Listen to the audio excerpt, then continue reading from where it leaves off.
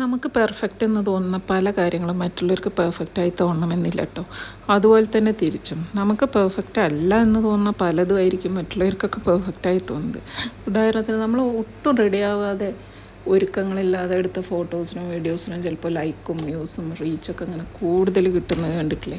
അപ്പോൾ അതുപോലെ ഒരിക്കലും നമ്മൾ മറ്റുള്ളവരെ തൃപ്തിപ്പെടുത്തണമെന്നുള്ള ഒരു വിചാരത്തിൽ ഒരു കാര്യം ചെയ്യാതിരിക്കുക.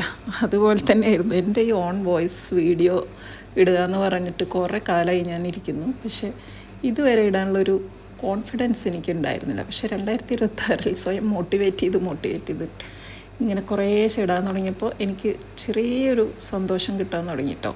ഒരു സുഖം അത്രമാത്രം. അപ്പോൾ ഇന്ന് ഞാനൊരു സിനിമയ്ക്ക് പോകുന്നത് അതിരടി ഒറ്റയ്ക്ക് ആദ്യമായിട്ടല്ല സിനിമയ്ക്ക് പോകുന്നത്. പക്ഷേ